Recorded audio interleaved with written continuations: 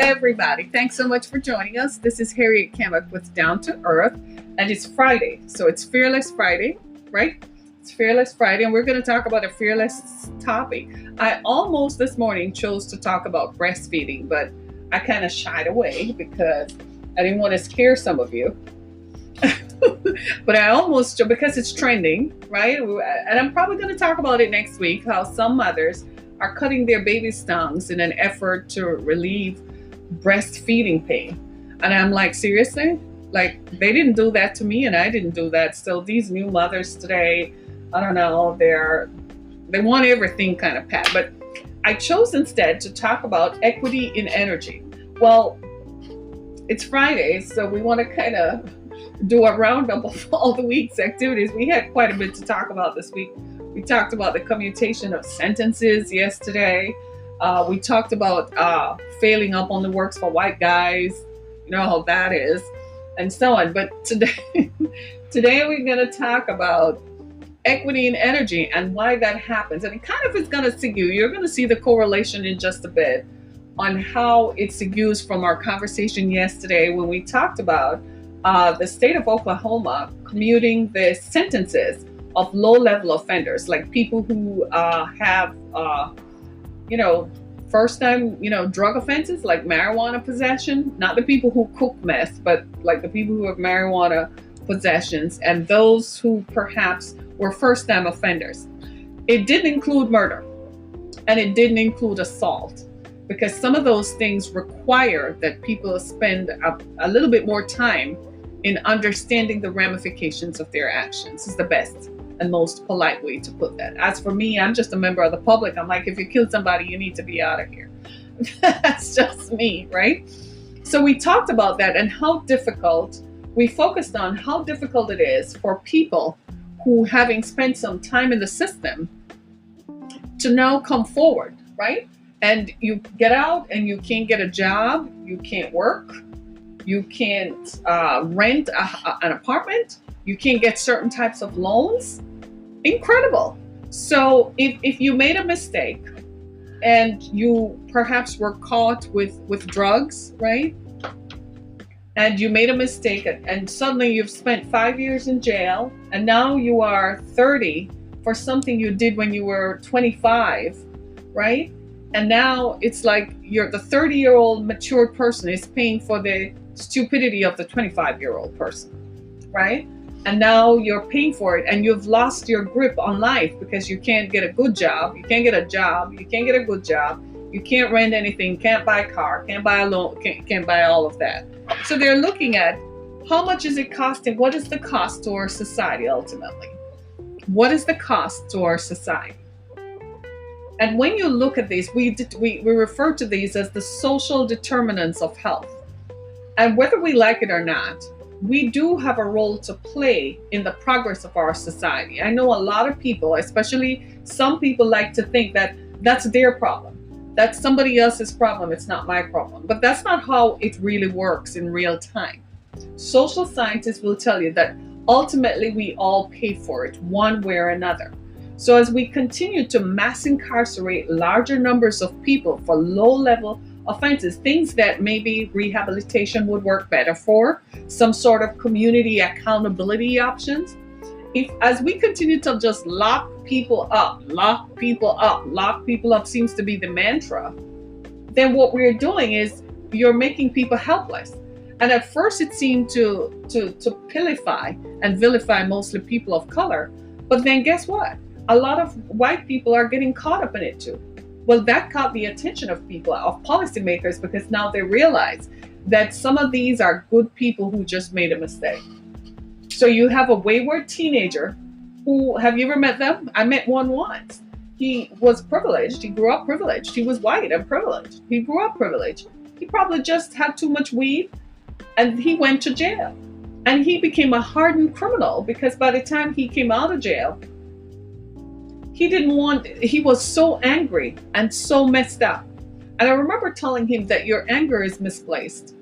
Your anger should be directed at yourself, because they did tell you what the consequences of using and walking around with marijuana is. You just chose to ignore it. And he didn't want to hear it. I said, sometime in the future, When you have your own come to Jesus moment, then you will realize. But for right now, once he got out of jail, I said, you're even lucky to be out. Some people are spending a lifetime in jail, and you're getting out, you got out in 5 years. And he was like, well, what are my options? I said, well, we need to talk about that. But do you see what I'm saying? So it depends. So now that we recognize that, there are other things that impact our way of life, right? So now you're looking at energy, the delivery of energy. What is energy? How does that play into it? And what you're seeing now is that you're saying to yourself, you realize there's no equity in energy. Equity means, is it available across the board? And what is the government doing to make sure most of the population has access to the resources of the country? That's an important part of population planning, right? That's an important part of ensuring that most of what makes America successful is that one of the things that makes America a good place, the best place to live, is why? Because America does make sure most of the resources of the country is available to everyone, right? Who lives within its borders.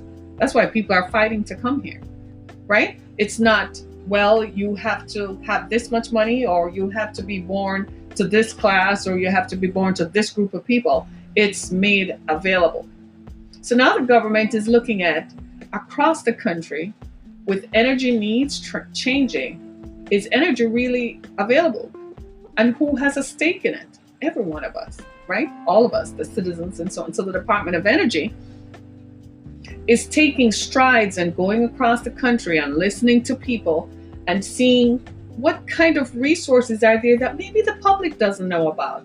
Maybe we need to let everyone know that there are some things that can happen. So I went to a forum on this, and I became quite intrigued myself. And I took some notes. I really did take some notes, yeah.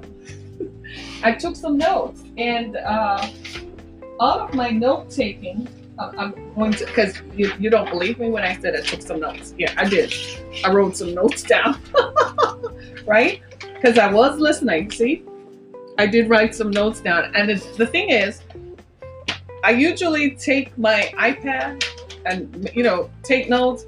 I didn't think I was just going there to hear what they had to say. I didn't think I would be taking notes, but after a while, it became necessary for me to realize that I probably need to take this back to my audience. So let me see what somebody's saying right now. You want to watch me get off? No, thank you. Please don't do that on this timeline. You do know that the feds come on my timeline, right? Okay, so please don't do that on this timeline.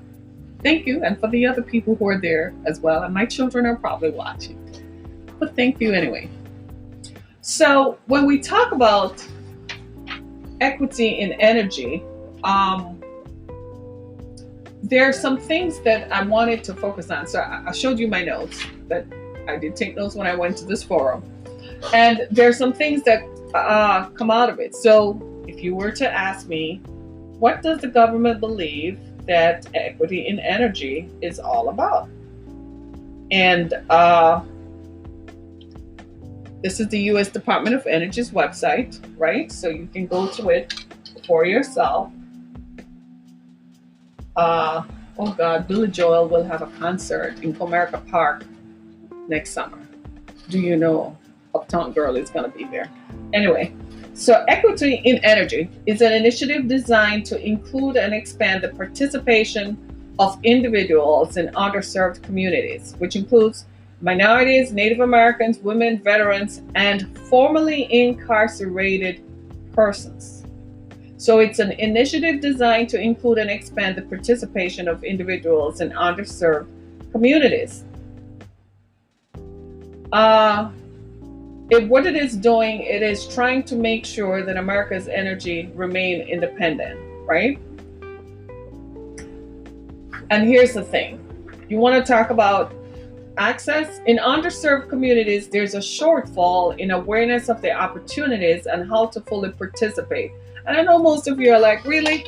Well, here's some things that I wanted to bring out of this.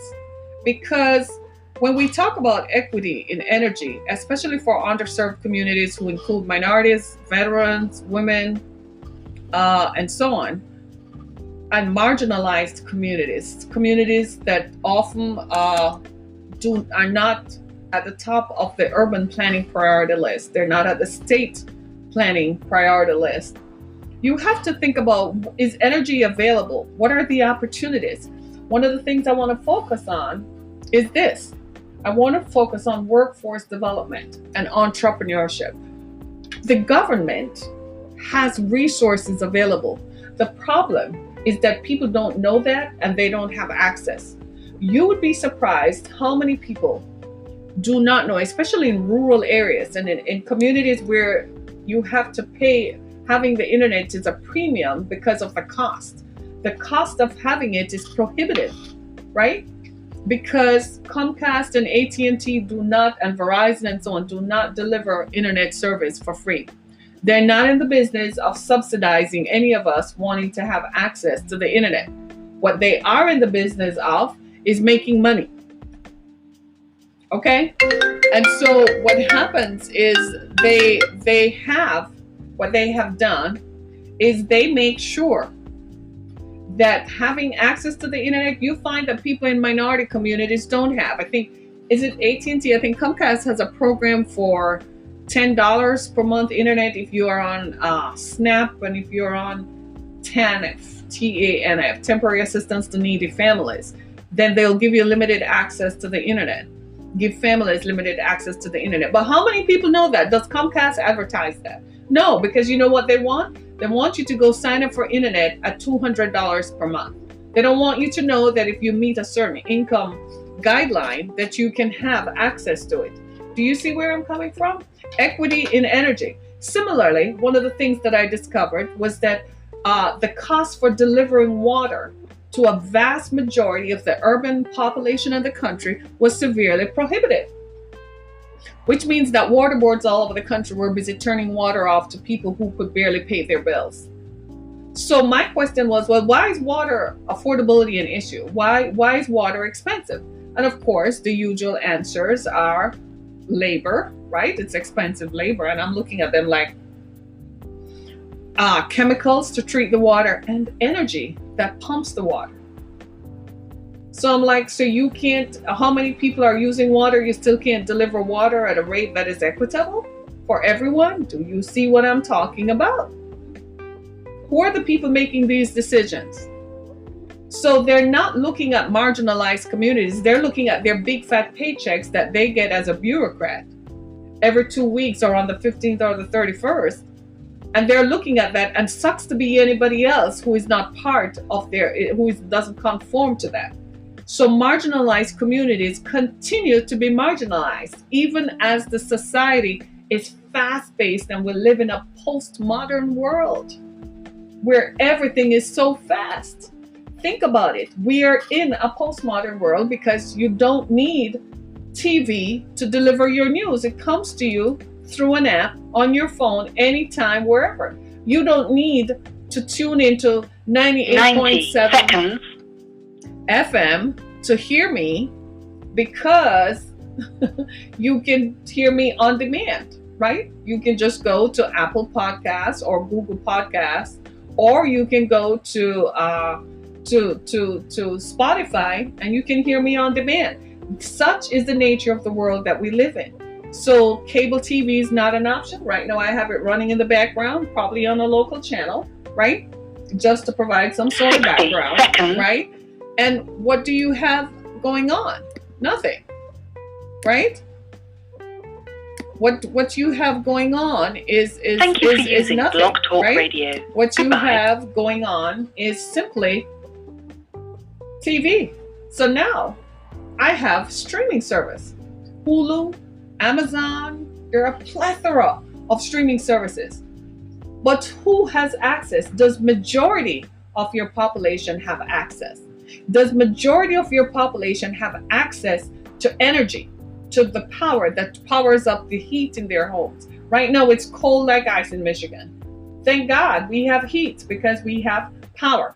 Do you see what I'm saying? You have power in your cars. How many people have access to power? How many people have access to energy and the tools and resources that deliver energy? We forget sometimes about people in marginalized communities. We forget about retired folks, right?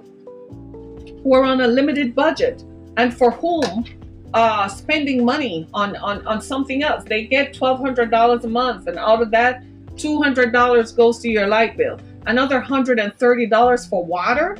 They live alone. They probably do laundry once a month or once every 3 weeks. Why are they paying $130 for water? Do you see what I mean? Do you see veterans who have returned home, and right, and who might be suffering from PTSD, who have challenges anyway, and still can't find work now that they're home? Yeah, that's one of the craziest things I've never understood. How do you serve your country in war or go overseas and serve your country, and then you come back and the country acts like, well, there you are, and just kind of leave you like that, right? And yet, while they were overseas, we could go to bed every night and sleep knowing that somebody is fighting to make sure nothing happens here. You see what I mean? So there has to be some form of equity in the delivery of energy. Well, a couple of initiatives that they have taken on that I admire, that I think is going to help us. One of them is workforce development.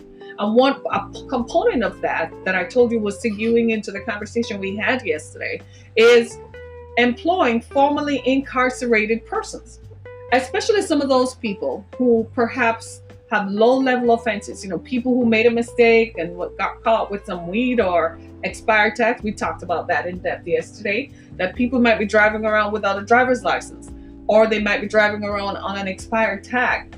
And after the third time, it becomes a criminal offense. It's so easy for something so minor to become a criminal offense. It's amazing. And this happens particularly to communities of color, right? And so we want to talk about, for instance, how these things work.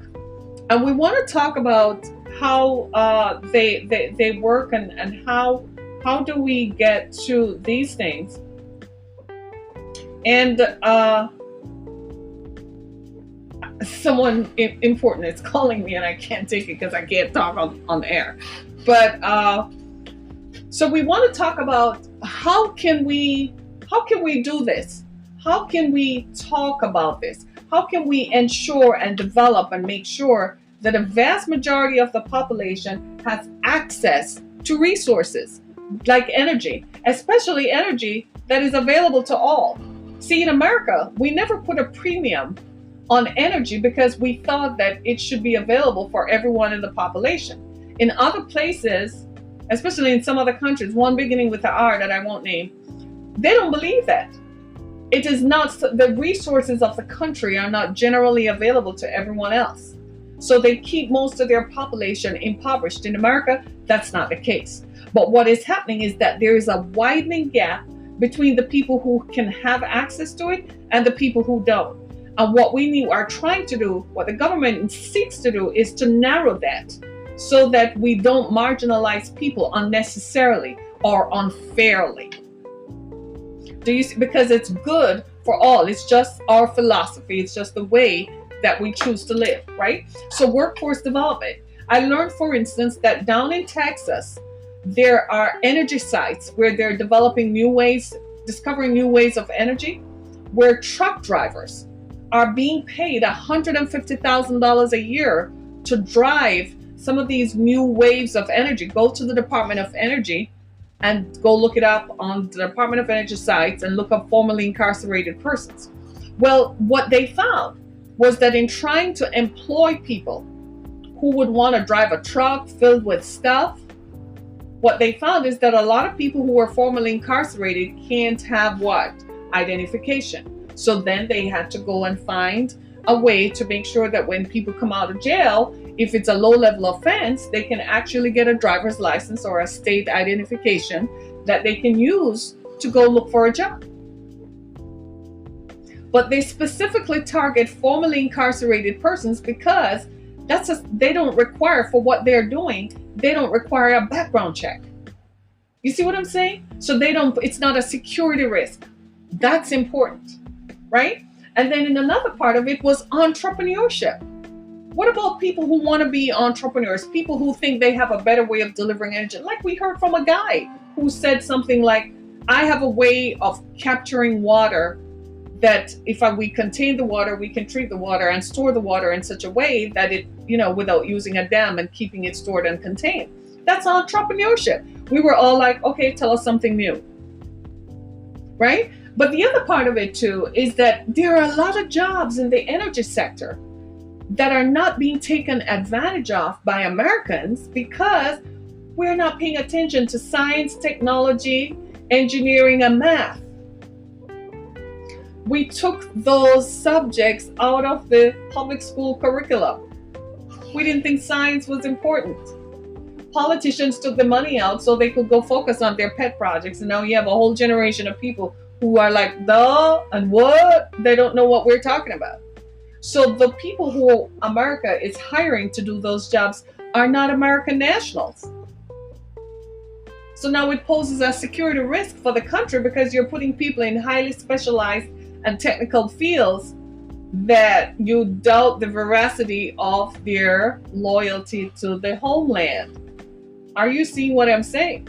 But what about in marginalized communities where the delivery of water as a natural resource and energy, we talk about power. What about those areas? How do you do that? Right? How do you deliver that? We got to talk about this because there are resources available. It constantly amazes me every time I see a need or a lack somewhere. And then I have to remember that there is an answer for that you can find. The government does think ahead. It's we who don't know. And for people who don't know, for instance, if the people in Flint had not spoken up, you would have never known that there was a problem. You would have never known that there is a fix. You would have never known that around the country, that what happened in Flint has spurred other parts of the country to look at their water treatment systems. So now we're discovering that maybe it's not as comfortable as we thought it was. You see what I mean? So now we have to focus on what it is that is equity. Let's just be clear here. Too many of our population, too many people in our population are getting sick and dying of preventable illnesses. And sometimes people are perishing because they truly don't know. I would have never thought that outside of STEM, science, technology, engineering, and math, that there could be job opportunities in energy. There are tons of them. But would you know, does the general population know? The government doesn't really think it is its purview for it to go educate the citizens on the resources that it has. The government thinks, hey, how you doing? The government thinks that it's up to you. If you want to know, go look it up. How badly do you want to know, right? So the government the government doesn't think that that's its responsibility to tell us what it's doing or how it's doing or what opportunities are available. The government thinks that go find it yourself. But there are opportunities. The thing that I most want to see, somebody is saying something over here on YouTube. No foreigners in American college. Build the wall for illegals and send them back. That's all good and great, but a lot of the illegals, whom you refer to as illegals, they're doing the work that you and I won't do. They're working as cooks and they're working as gardeners. They do.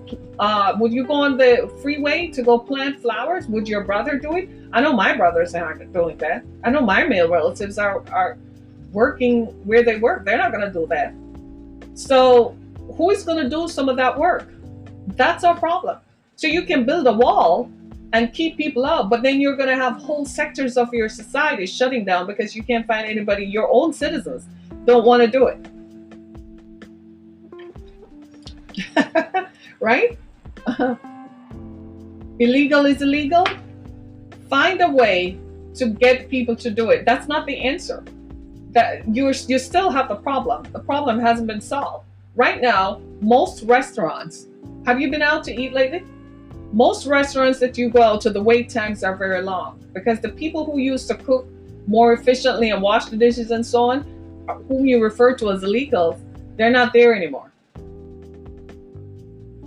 Because white and black Americans, they're not going for those jobs. They're like, who are you talking to? I'm not doing any menial jobs. So illegals were doing the menial jobs that we don't want to do. Think about that. And this has always been. Now, that is not to say that you should encourage people to come here illegally. That is not it. But pinpointing at a group of people is also not the answer. That's vilifying people and pillaring on people when actually they've been working as farmers down on some of the farms in the country.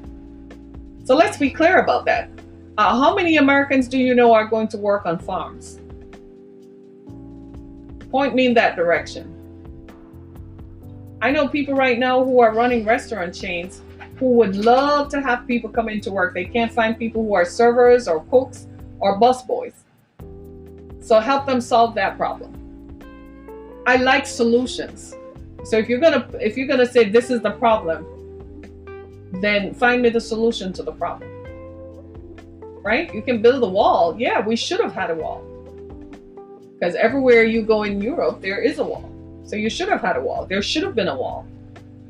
But you still have a problem with finding people who will want to work. Right? Supply and demand is the American way. No, honey. Supply and demand is not the American way. America did not invent economics. Adam Smith was not American. Guy who wrote the theory on economics. Supply and demand is not the American way. America did not invent that. We capitalized on it. Right? When you say stuff like that, what you're doing is further marginalizing even your own citizens, even your own people who are born here. Right? So we got to think about, you might be sitting at home and you will have access to the internet that you can afford to pay for. You have power running through your house.